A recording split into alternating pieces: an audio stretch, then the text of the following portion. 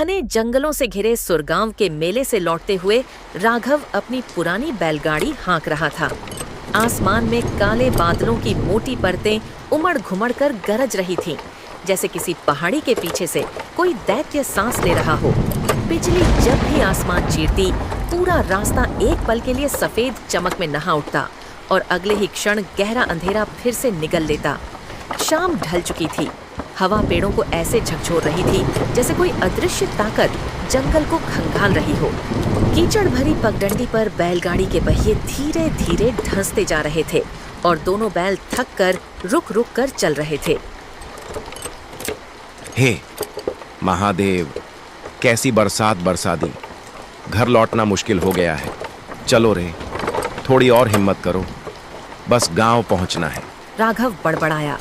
बारिश और तेज होती जा रही थी। बूंदें चेहरे पर पड़ते ही चुभन सी देती। आसमान बार बार चमक रहा था। जंगल में डरावना सन्नाटा फैला था।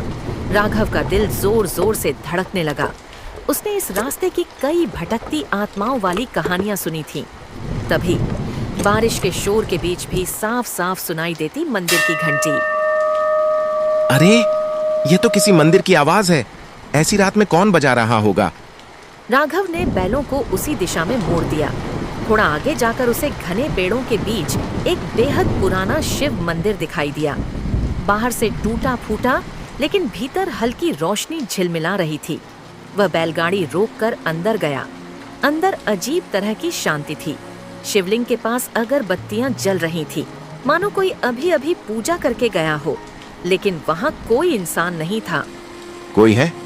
मैं रास्ता भटक गया हूँ, थोड़ी देर यहाँ रुक सकता हूँ? कुछ देर बाद पीछे के कक्ष से एक वृद्ध साधक निकले।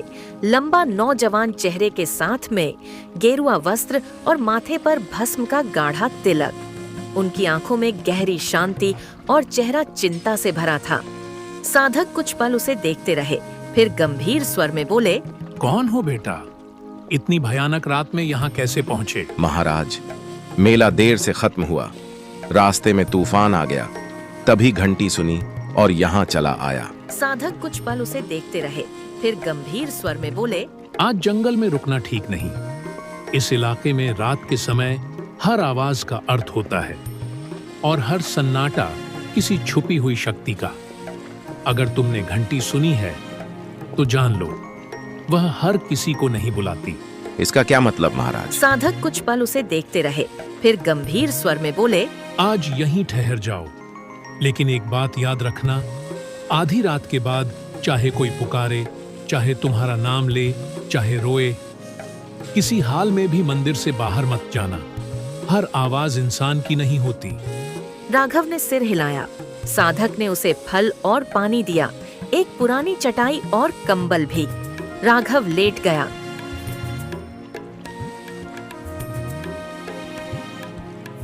बाहर तूफान भयंकर हो चुका था।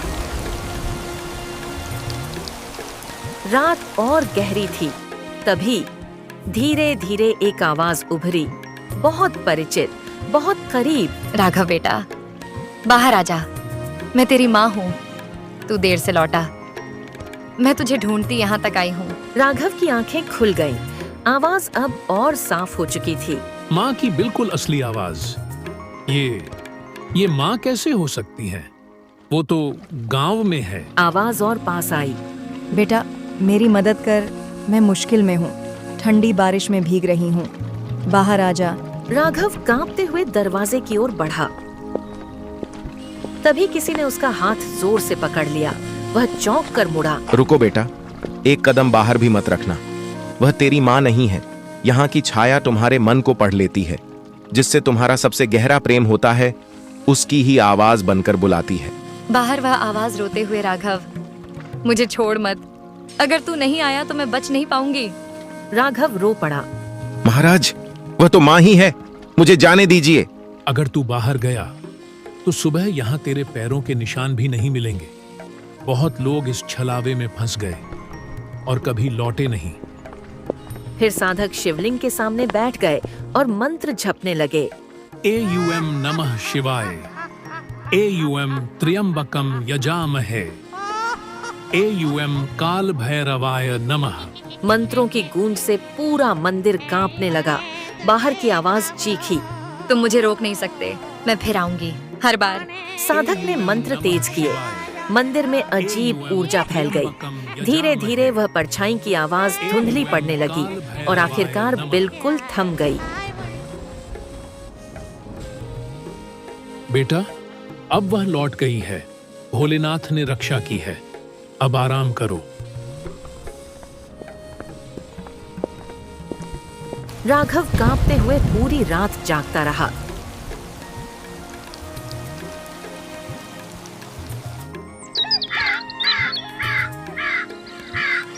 सुबह पहली किरण आई तो वह मंदिर के बाहर निकला। चारों ओर अजीब और असमान पैरों के निशान थे, मानो कोई अदृश्य शक्ति रात भर घूमती रही हो। साधक बाहर आए।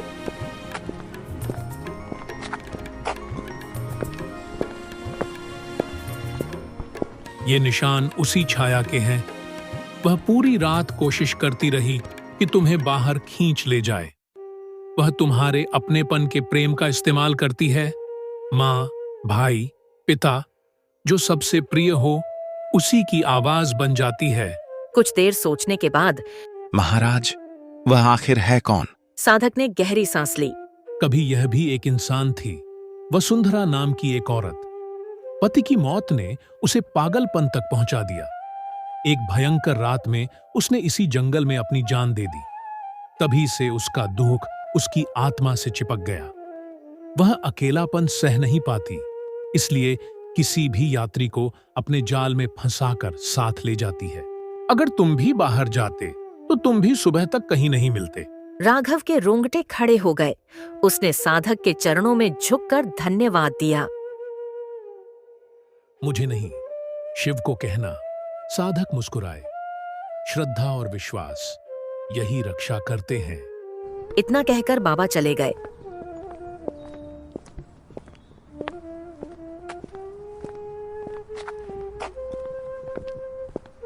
राघव ने अपना बैलगाड़ी लेकर अपना गांव की तरफ चल पड़ा।